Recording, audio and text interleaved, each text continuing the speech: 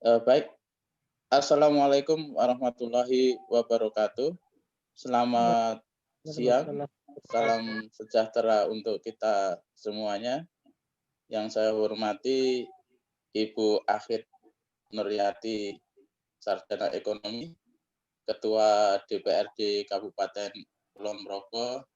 Yang saya hormati Bapak Nur Wahyudi, SEMM, Kepala Dinas Tenaga Kerja Kabupaten Kulon Progo. Yang saya hormati pula Ibu Dr. Arni Surwanti, Ibu Nuneng Suryati Ningsih, dan Bapak Ibu semua yang tidak bisa saya sebutkan satu-satu, baik yang berasal dari lingkungan pemerintah Kabupaten Kulon Progo, dari perusahaan-perusahaan swasta, BUMD, dan teman-teman yang berasal dari organisasi penyandang disabilitas maupun teman-teman yang selama ini peduli dengan isu-isu yang terkait dengan hak penyandang disabilitas.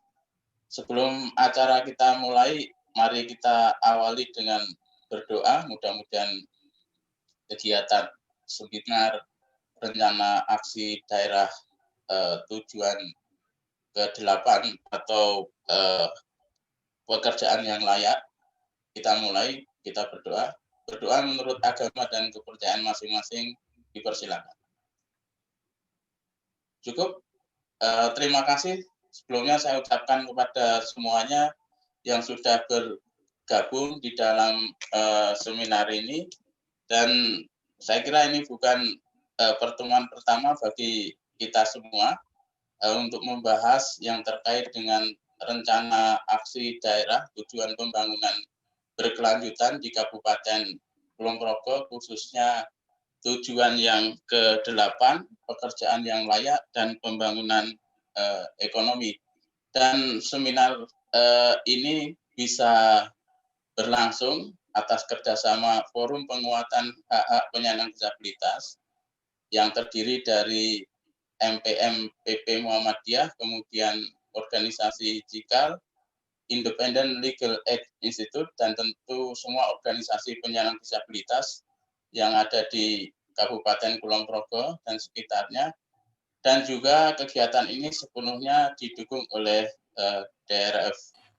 Nah, Bapak Ibu semua, acara ini nanti akan dimulai sambutan mewakili Forum Penguatan Hak Penyandang Disabilitas Daerah Istimewa Yogyakarta yang akan disampaikan oleh Ibu Suryati Ningsih Budi Lestari SH.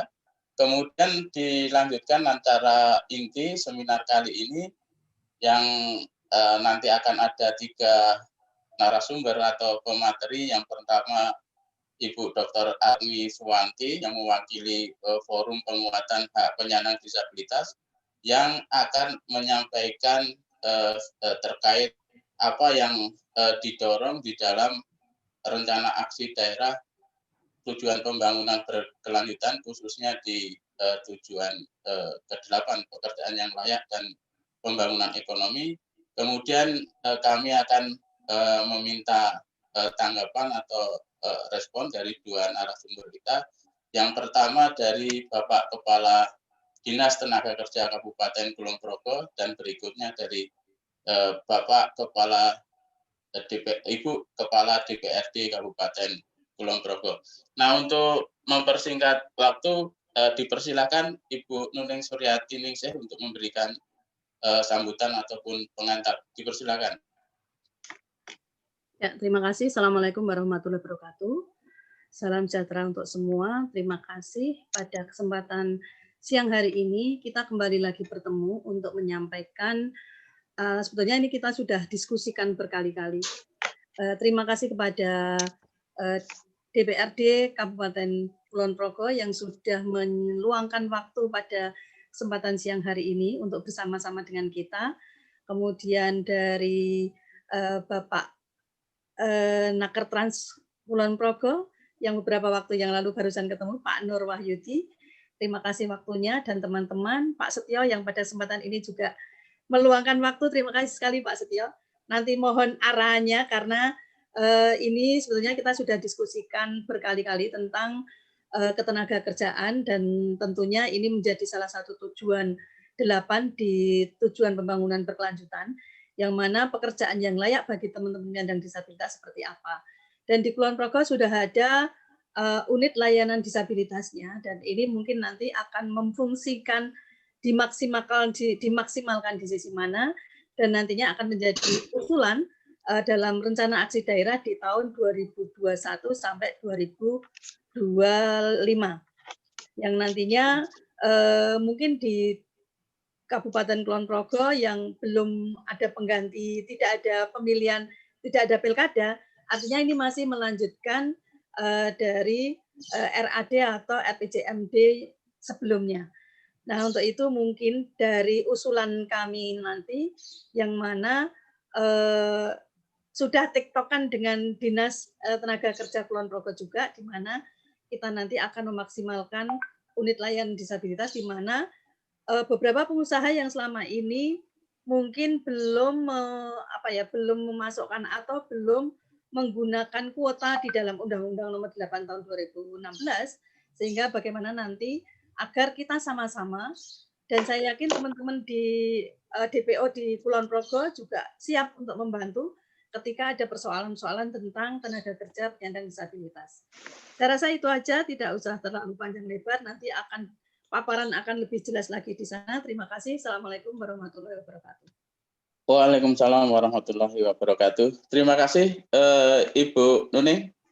Selanjutnya saya persilahkan narasumber untuk menyampaikan paparannya, dan untuk sesi paparan ini masing-masing punya waktu 15 menit ya, sampai 20 menit kalau diperlukan, supaya nanti forum seminar ini akan lebih banyak memberi kesempatan pada peserta yang bergabung di dalam seminar ini. Silakan untuk kesempatan pertama Ibu Dr. Arni Surwanti, dipersilakan. Halo. Terima kasih. Bismillahirrahmanirrahim. Assalamualaikum warahmatullahi wabarakatuh. Waalaikumsalam. Yang kami hormati Ibu Ketua DPRD Kabupaten Kulon Progo, Ibu Ahid Nuryati. Yang kami hormati Bapak Kepala Dinas Tenaga Kerja, Bapak Nur Wahyudi, dan Bapak Ibu sekalian hadirin pada seminar pada pagi hari ini. Perkenankan kami untuk menyampaikan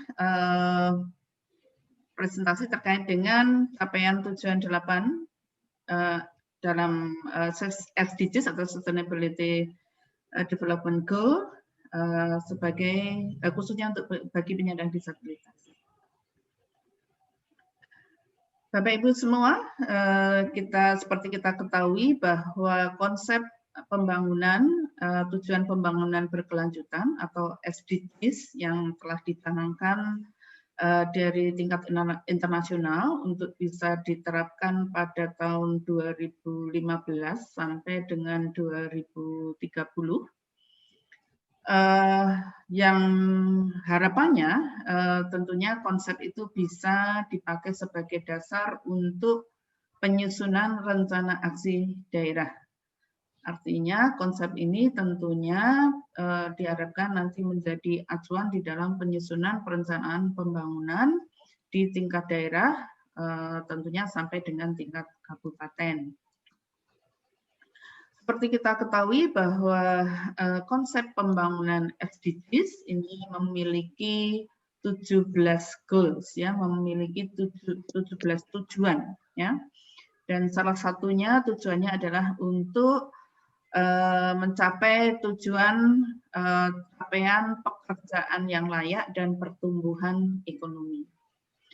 Dalam seminar ini khususnya bagaimana tujuan nomor 8 ini tentunya kita harapkan bisa juga di dalamnya adalah pembangunan ketenagakerjaan untuk penyandang disabilitas. Konsep PB ini saya kira sangat sejalan dengan upaya penguatan hak penyandang disabilitas.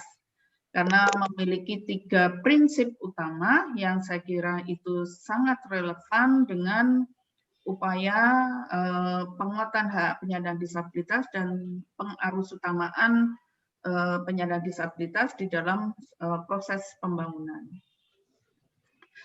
Prinsip yang pertama adalah universalitas, ya. Ini mendorong bahwa penerapan TPB ini bisa diterapkan di semua negara, baik negara maju maupun di negara berkembang. Dan dalam konteks daerah tentunya konsep ini bisa diterapkan di seluruh wilayah Indonesia. Prinsip yang kedua adalah integrasi, di mana prinsip ini adalah mengandung makna bahwa tujuan pembangunan berkelanjutan ini bisa dilaksanakan secara terintegrasi dan saling terkait pada semua dimensi, baik sosial, ekonomi, maupun lingkungan. Dan prinsip terakhir yang sangat penting di sini adalah no one left behind, bahwa menjamin pelaksanaan SDGs ini harusnya bisa memberikan manfaat kepada semua anggota masyarakat yang tentunya salah satunya adalah pada penyandang disabilitas. Jadi dalam proses pembangunan tentunya pembangunan untuk kemanfaatan bagi penyandang disabilitas ini tidak boleh ditinggalkan. Bapak Ibu sekalian, apabila kita melihat dari penyandang disabilitas yang ada di Provinsi DIY ini menurut data dari Dinas Sosial pada tahun 2020 ini terdapat 27.129 jiwa yang terbagi baik itu disabilitas mental, intelektual, fisik, dan sensorik, baik itu netra maupun rungu wicara. Nah, tentunya data ini kami tidak berani menyajikan data yang lain. Ini ada data resmi yang ada di Dinas Sosial. Kalau kita lihat dari data yang ada tersebut, dari tahun ke tahun hampir semua jenis penyandang disabilitas itu mengalami kenaikan. Ini data dari selama 5 tahun terakhir. Kemudian kalau kita melihat dari proporsi jenis disabilitas di tahun terakhir 2019, karena data 2020 masih data asumsi yang datanya diasumsikan sama dengan tahun 2019. Nah, dari data yang ada, ini jumlah penyandang disabilitas Bu Arni, suaranya tidak begitu jelas, Bu Arni. Mungkin lebih dekat dengan posisi mic di perangkat. Ya, sudah bisa lebih jelas? Halo, Mas Win, bisa lebih jelas?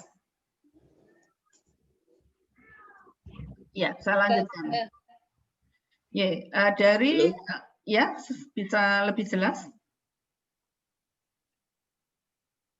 Saya bisa, Bu, dengar jelas. Ya, sudah. Oh, ya.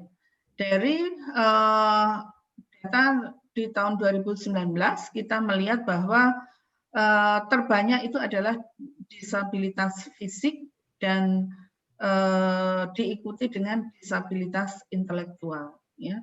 Nah, ini tentunya bisa menjadi catatan untuk program pembangunan ke depan karena kita melihat bahwa ternyata jumlah disabilitas terbanyak adalah disabilitas fisik dan intelektual yang kemudian diikuti dengan disabilitas rungu wicara 9%, kemudian netra 9%, kemudian mental atau gangguan jiwa itu 7%, kemudian disabilitas ganda itu 6%. Ya. Bapak Ibu sekalian, kalau kita bicara kesempatan kerja bagi penyandang disabilitas, kita melihat baik dari hasil observasi maupun dari banyak hasil penelitian itu menyatakan bahwa penyandang disabilitas ini masih menghadapi tantangan yang lebih besar dibandingkan dengan non penyandang disabilitas. dalam berbagai dimensi, baik itu pendidikan, kesehatan, dan juga termasuk di dalamnya adalah pekerjaan. Ini sebagaimana yang kita lihat pada riset dari Mitra, Posarek, dan Fik tahun 2012. Dan tahun 2014 saya melihat dari jurnal itu menyatakan bahwa penyandang disabilitas itu memiliki sedikit kesempatan untuk bekerja. Dan mereka sering kali mendapatkan penolakan dari pemangku kepentingan yang memiliki kekuatan untuk menerima tenaga kerja. Nah, itulah persoalan yang sangat besar dihadapi oleh penyandang disabilitas. Dan dari hasil observasi pun kita bisa melihat juga bahwa penyandang disabilitas masih mengalami kesulitan dalam hal mencari pekerjaan. Bapak Ibu sekalian, kalau kita bicara kebijakan, sebetulnya di Indonesia ini sudah cukup kuat dasar hukumnya karena kita sudah memiliki kebijakan baik di tingkat nasional, di tingkat provinsi maupun di tingkat kabupaten. Di tingkat nasional kita sudah memiliki Undang-Undang Nomor 8 Tahun 2016 tentang penyandang disabilitas. Di provinsi kita memiliki Perda Nomor 4 Tahun 2012 tentang perlindungan dan pemenuhan hak penyandang disabilitas. Dan di Kabupaten Kulon Progo ini kita sudah memiliki Perda Nomor 3 Tahun 2016 tentang perlindungan penyandang disabilitas. Nah, dari ketiga kebijakan baik di tingkat nasional, di tingkat provinsi maupun di tingkat daerah, ini ada kewajiban banyak pihak untuk ikut melindungi dan memenuhi hak-hak penyandang disabilitas. Nah, tentunya kalau kita bicara dari kewajiban pemerintah, tentunya dalam kaitannya dengan hak pekerjaan bagi penyandang disabilitas, ini tentunya harapannya bahwa pemerintah itu bisa mendukung bagaimana setiap penyandang disabilitas ini mempunyai hak dan kesempatan yang sama untuk mendapatkan pekerjaan dan atau melakukan pekerjaan yang layak. Pemerintah punya kewajiban untuk memberikan fasilitasi agar penyandang disabilitas itu mendapatkan kesempatan untuk mendapatkan pekerjaan. Dan selain untuk mendapatkan pekerjaan di sektor formal, tentunya juga pemerintah daerah perlu juga melakukan upaya untuk perluasan kesempatan kerja melalui upaya-upaya untuk penyandang disabilitas bisa melakukan wirausaha mandiri, ya, atau menjadi entrepreneur. Garis besar isi kebijakan, kalau kita lihat, itu ada 3 besaran yang perlu didukung untuk penyandang disabilitas ini untuk bisa mendapatkan pekerjaan, yaitu yang pertama adalah penyandang disabilitas itu sangat memerlukan untuk pemberdayaannya, bagaimana mereka bisa meningkatkan keterampilannya, bagaimana dia punya pendidikan dan keterampilan yang cukup sehingga bisa bersaing dengan masyarakat yang lain. Kemudian tentunya yang kedua adalah pemerintah harapannya bisa memberikan fasilitasi kesempatan kerja di sektor formal atau bisa bekerja menjadi karyawan pada suatu institusi. Dan yang ketiga adalah bagaimana penyandang disabilitas itu bisa mendapatkan fasilitasi untuk bisa melakukan wirausaha mandiri atau perluasan kesempatan kerja. Kalau kita melihat dari sisi pemberdayaan penyandang disabilitas, nah kebutuhan penyandang disabilitas itu intinya adalah bagaimana penyandang disabilitas itu bisa mendapatkan kesempatan di dalam berbagai pelatihan kerja. Namun dari hasil riset kecil yang kami laksanakan, ada masih banyak persoalan-persoalan yang menjadikan penyandang disabilitas masih belum sepenuhnya mendapatkan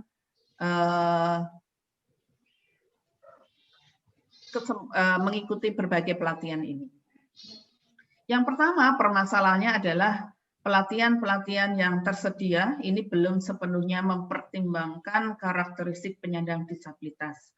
Sebagaimana kita tahu bahwa tadi di dalam Undang-Undang Nomor 8 Tahun 2016, penyandang disabilitas itu bisa dibagi menjadi 4 kelompok jenis disabilitas, yaitu disabilitas fisik, mental, intelektual, dan sensorik. Ya. Sensorik ini bisa rungu wicara maupun netra. Nah, masing-masing jenis disabilitas itu punya kelebihan dan kekurangan karena disabilitasnya, sehingga pelatihan-pelatihan kerja tentunya mestinya mempertimbangkan bagaimana karakteristik jenis disabilitas yang ada. Di dalam pelatihan-pelatihan kerja yang diselenggarakan oleh pemerintah belum sepenuhnya menjamin keterwakilan dari penyandang disabilitas. Ya, di balai latihan kerja ya ini mungkin masih belum banyak penyandang disabilitas yang bisa mengikuti pelatihan kerja di balai latihan kerja. Ketersediaan pelatihan lanjutan ini juga belum ada ya. Kalaupun penyandang disabilitas mengikuti pelatihan kerja biasanya dalam jangka waktu yang pendek. Tentunya dalam jangka waktu hanya beberapa hari ini tidak cukup untuk penyandang disabilitas itu bisa mampu kerja ataupun bersaing di pasar tenaga kerja. Nah, ini yang masih menjadi tantangan. Dan tentunya setelah pelatihan kerja, teman-teman ini membutuhkan pendampingan, ya, bagaimana mereka bisa bekerja ataupun bisa melakukan wirausaha mandiri. Di dalam tempat-tempat pelatihan kerja yang diselenggarakan itu juga masih belum mempertimbangkan aksesibilitas fisik, ya, bagaimana peralatan itu bisa digunakan oleh penyandang disabilitas, ya, sebagaimana contoh misalnya mesin jahit ya, bagaimana itu bisa digunakan untuk teman-teman yang pakai kursi roda. Nah, ini tentunya butuh penyesuaian peralatan sehingga bisa digunakan oleh penyandang disabilitas. Kurikulum yang disusun, metode dan media pembelajaran belum sepenuhnya mempertimbangkan karakteristik penyandang disabilitas. Misalnya kalau metode pembelajarannya secara lisan, mungkin teman-teman tunarungu atau teman-teman tuli itu mengalami kesulitan. Atau misalnya hanya tertulis semua tetapi tidak ada soft copy-nya, mungkin teman-teman netra juga akan mengalami kesulitan. Karena mereka sekarang bisa membaca soft copy melalui laptop ya, dengan menggunakan software tertentu. Nah, ini perubahan atau penyesuaian kurikulum, metode dan media pembelajaran ini tentunya sangat diperlukan. Kemudian sertifikat ya, sertifikat ini tidak semua pelatihan yang diselenggarakan memberikan sertifikat. Padahal sertifikat ini sangat penting apabila penyandang disabilitas harus bekerja di sektor formal. Biasanya akan diminta ijazah atau sertifikat pelatihan yang pernah diikuti. Kemudian fasilitas kerja ya, ada beberapa pelatihan kerja yang kemudian memberikan bantuan fasilitas kerja, misalnya peralatan kerja, tapi biasanya dilaksanakan secara kelompok. Nah, kalau itu kelompok itu diberikan untuk penyandang disabilitas, kita tahu bahwa penyebaran tempat tinggal di mana penyandang disabilitas berada ini biasanya nyebar di beberapa tempat. Nah, kalau itu dibentuk dalam satu kelompok, biasanya teman-teman disabilitas ini mengalami kesulitan untuk koordinasi. Karena kalau mau ketemu harus bayar transport yang tentunya transportnya untuk penyandang disabilitas itu tidak murah. Nah, inilah yang menjadikan kadang-kadang kalau fasilitas kerja ini diberikan kelompok khusus untuk penyandang disabilitas, tentunya ini menjadi suatu tantangan. Kecuali kalau nanti kelompok itu dibentuk berdasarkan area daerah yang terdekat, misalnya per dusun atau per desa itu masih bisa dijangkau ya untuk teman-teman disabilitas. Dan tidak harus khusus untuk penyandang disabilitas, karena semangat kita sekarang ini adalah kelompok yang inklusi, jadi campuran antara non-disabilitas dan disabilitas, sehingga mereka saling support di dalam kelompok kerja ini. Sampai itu adanya ketergantungan pendanaan dari Balai Latihan Kerja, yang mana hampir 90% itu adalah didanai APBN, dan tentunya programnya sudah ditetapkan di tingkat pusat, dan daerah itu hanya sekitar 10, nggak sampai 10%. Nah, ini tentunya daerah tentunya mengalami kesulitan kalau harus melakukan improvisasi dari program-program pelatihan yang ada.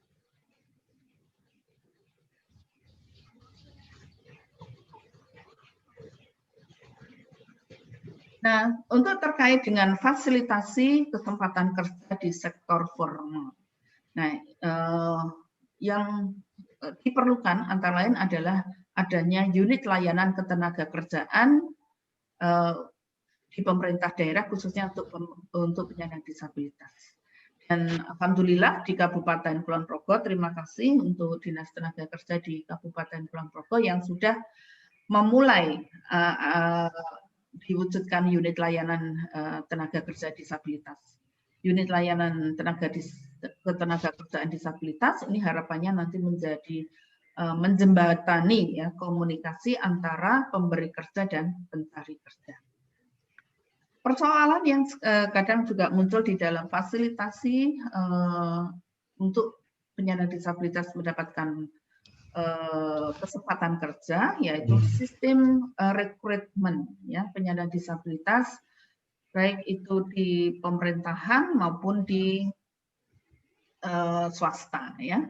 Bagaimana kita ketahui bahwa berdasarkan Undang-Undang Nomor 8 Tahun 2016 bahwa penyandang disabilitas ini sebetulnya mendapatkan kuota 2% untuk di sebagai pegawai negeri ataupun di BUMN ataupun di BUMD.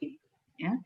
Nah, ini kadang-kadang menjadi persoalan belum terpenuhi karena di dalam sistem rekrutmen kadang-kadang masih ada suatu diskriminasi. Sebagai contoh ya, pada penerimaan pegawai negeri yang baru saja kemarin berakhir, itu syarat yang ditetapkan itu masih menyebut bahwa penyandang disabilitas yang boleh mendaftar adalah hanya penyandang disabilitas fisik. Nah, inilah yang menjadikan ada jenis disabilitas yang lain yaitu yang tidak bisa menjadi peserta di dalam kesempatan kerja di sektor di lembaga pemerintah. Nah, ini tentunya ke depan harapannya bahwa persyaratan rekrutmen itu tidak lagi mendiskriminasikan salah satu jenis dari disabilitas. Pemerintah tentunya juga perlu memfasilitasi komunikasi dengan pemberi kerja terkait dengan perlindungan, perlakuan, dan kesempatan setara dalam lingkungan kerja, ya baik misalnya pengupahan, jaminan tenaga kerja, ya ini harapannya di unit layanan ketenagakerjaan ini bisa memberikan komunikasi termasuk diperlukannya akomodasi yang layak. Ya, akomodasi yang layak itu adalah lebih pada keperalatan atau perlengkapan yang diperlukan untuk memudahkan penyandang disabilitas itu bisa bekerja. Jadi bukan berarti harus menyediakan rumah tinggal, tetapi adalah menyesuaikan peralatan kerja sehingga penyandang disabilitas itu bisa bekerja sebagaimana non penyandang disabilitas. Contohnya misalnya yang teman-teman yang low vision, ya mungkin membaca laptop tanpa alat bantu tentunya ada kesulitan karena tidak bisa membaca karena terlalu kecil. Nah, untuk low vision mungkin perlu peralatan pembantu yaitu kaca pembesar ya yang menjadikan mereka bisa membaca apa yang ada di laptop atau ada di komputer. Ini yang kita maksud dengan akomodasi yang layak. Nah, ini tentunya pemerintah bisa mengkomunikasikan pada pemberi kerja, mungkin ada penyandang disabilitas tertentu memiliki kebutuhan untuk akomodasi yang layak tertentu. Ya. Kemudian juga yang sangat penting ini harapan kami bahwa tentunya di perencanaan pembangunan paling tidak di 2022 kalau direncanakan tahun 2021 ya, pemerintah itu bisa memiliki sistem informasi ketenagakerjaan ya. Selama ini mungkin belum ada informasi berapa jumlah pencari kerja, berapa jumlah tenaga kerja dengan kompetensi tertentu, berapa perusahaan yang membutuhkan pekerja penyandang disabilitas. Nah, sekarang ini kadang-kadang belum ketemu antara pemberi kerja dan pencari kerja. Nah, ini saya kira akan mudah sekali apabila ada suatu sistem informasi ketenagakerjaan yang tidak hanya memiliki database dari penyandang disabilitas yang mencari kerja, tentunya dengan juga melalui sistem informasi ketenagakerjaan, ini juga ada informasi mengenai kompetensi, mengenai pengalaman kerja, ya sehingga nanti kalau ada perusahaan yang membutuhkan tenaga kerja itu sangat informasi ini dengan mudah bisa diakses baik pemberi kerja maupun pencari kerja. Dan tadi sebagaimana saya sampaikan, tentunya pemerintah harapan kami bisa memastikan bahwa kuota formasi kerja 2% di instansi pemerintah baik sebagai pegawai negeri maupun pegawai di BUMN maupun di BUMD itu bisa terpenuhi ya kuota 2% dan kuota 1% untuk perusahaan swasta ya, dan tadi menyediakan akomodasi yang layak bagi penyandang disabilitas.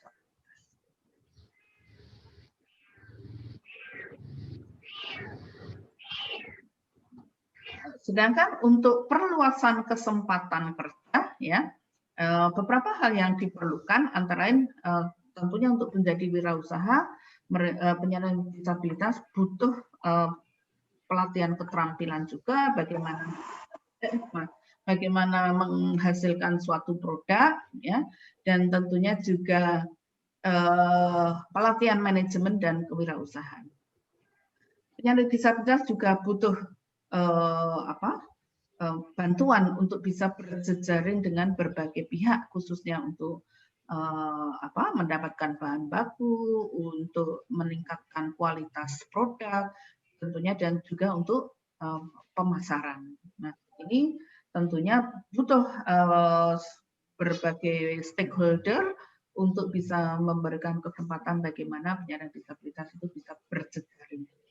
Demikian juga untuk mendapatkan modal, nah tentunya tidak mudah bagi teman-teman penyandang disabilitas yang tidak punya aset untuk jaminan, bagaimana bisa mendapatkan akses untuk mendapatkan permodalan dari berbagai pihak, baik itu lembaga keuangan perbankan, baik non perbankan ataupun dari sumber-sumber pendanaan yang lain. Seperti dari CSR perusahaan, ya, bagaimana penyandang disabilitas itu bisa mendapatkan permodalan. Dan tentunya kalaupun nanti dibentuk kelompok usaha, nah tentunya harus mempertimbangkan aksesibilitas dan mobilitas penyandang disabilitas. Nah, untuk mengidentifikasikan program dan kegiatan tentunya perlu dilakukan analisis SWOT, apa yang kekuatan, kelemahan, tantangan, dan hambatan yang dihadapi di tingkat daerah. Nah, berdasarkan ini tentunya kita bisa mengidentifikasikan strategi dan dari dasar ini tentunya kita bisa menentukan program dan kegiatan. Dari analisis yang kami lakukan, saya kira kami bisa memberikan usulan ya strategi kepada pemerintah dan tentunya juga pada stakeholder yang lain, yang harapannya ini menjadi strategi sehingga penyandang disabilitas itu bisa mendapatkan akses pekerjaan. Yang pertama adalah memanfaatkan balai latihan kerja untuk peningkatan kualitas sumber daya manusia penyandang disabilitas. Yang kedua, perluasan kesempatan kerja, baik itu melalui koperasi atau pembinaan UMKM, ya saya kira ini juga tidak hanya dilakukan oleh Dinas Tenaga Kerja, tapi juga dinas terkait seperti Dinas Koperasi atau UMKM, dan juga saya kira perusahaan juga banyak sudah melakukan CSR untuk memberikan fasilitasi pada semua untuk bisa melakukan wirausaha mandiri. Kemudian pemanfaatan potensi lokal ya seperti batik, kuliner, agribisnis ya, itu yang mungkin bisa menjadi potensi-potensi lain, bidang-bidang yang bisa dilakukan oleh penyandang disabilitas. Apakah penyandang disabilitas bisa melakukan agribisnis? Sangat mungkin ya. Sangat mungkin ya. Di Kulon Progo ada juga binaan dari kita itu ya, dia bisa angon bebek, bisa kambing, bisa bahkan bekerja di sawah pun bisa. Nah, saya kira ini juga menjadi suatu pilihan juga alternatif untuk pembinaan penyandang disabilitas dalam berbagai sektor usaha. Dan harapan kami tentunya ada alokasi anggaran ya khusus untuk pemberdayaan dan fasilitasi penyandang disabilitas untuk mendapatkan pekerjaan. Pendataan penyandang disabilitas dan kompetensinya melalui pengadaan tadi sistem informasi ya, sehingga akan ketemu antara pemberi kerja dan pencari kerja. Kemudian karena banyak pihak yang belum mengetahui tentang peraturan perundangan baik di tingkat nasional, provinsi maupun kabupaten, saya kira harus terus-menerus untuk melakukan sosialisasi terkait dengan peraturan perundangan yang ada. Dan melakukan program promotif untuk pemberian kesempatan kerja dan perluasan kesempatan kerja bagi penyandang disabilitas. Dan juga pembinaan terhadap organisasi penyandang disabilitas, ya karena organisasi penyandang disabilitas ini adalah di mana teman-teman penyandang disabilitas itu beraktivitas sehingga akan lebih efisien kalau komunikasi itu dilakukan juga kepada organisasi penyandang disabilitas yang ada. Dan kita ketahui banyak organisasi penyandang disabilitas yang ada, baik yang merupakan cabang dari organisasi penyandang disabilitas yang ada di tingkat nasional ataupun organisasi penyandang disabilitas yang mandiri, ya, baik di tingkat kecamatan, di tingkat kabupaten. Ya. Contohnya ada National Paralympic organisasi komite ya, nasional ini yang bekerja di olahraga, Persatuan Penyandang Disabilitas Indonesia, Himpunan Wanita Penyandang Disabilitas, Pertuni untuk tunanetra, Gergatin untuk tunarungu ya, dan ada beberapa organisasi penyandang disabilitas yang lain seperti CIKAL ya, ini saya kira juga salah satu organisasi penyandang disabilitas di mana beberapa teman komunitas bergabung di dalamnya. Dan kemudian melakukan jejaring kerjasama dengan badan hukum, badan usaha, BUMD, dan tentunya perusahaan untuk memberikan kesempatan kerja bagi penyandang disabilitas. Nah, programnya mungkin ada 4 besaran yang tentunya nanti bisa didetailkan dalam detail kegiatan. Ya. Program utamanya adalah peningkatan kualitas sumber daya manusia penyandang disabilitas, peningkatan kesempatan kerja bagi penyandang disabilitas di sektor formal, dan perluasan kesempatan kerja bagi penyandang disabilitas untuk menjalankan wirausaha mandiri, dan tentunya adalah meningkatkan peran stakeholder yang ada, baik itu berbagai badan hukum, badan usaha, baik BUMN, BUMD, maupun perusahaan-perusahaan untuk ikut mendukung kesempatan kerja bagi penyandang disabilitas. Nah, detail kegiatannya ya pelatihan, ya fasilitasi kesempatan kerja di sektor formal maupun wirausaha mandiri yang tentunya detail kegiatannya bisa kita breakdown lagi di dalam banyak kegiatan, saya kira banyak sekali dan saya kira mungkin waktunya terbatas kalau hari ini harus membicarakan detail kegiatan yang kita harapkan, tapi paling tidak 4 program besaran ini bisa menjadi bagian dari rencana aksi daerah yang di dalamnya tentunya adalah memastikan bagi penyandang disabilitas itu bisa untuk mendapatkan pekerjaan ataupun perluasan kesempatan kerja.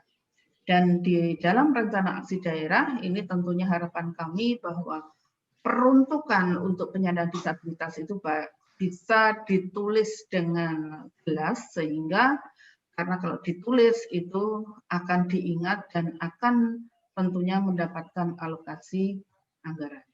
Ya. Saya kira itu Bapak Ibu sekalian yang bisa kami sampaikan.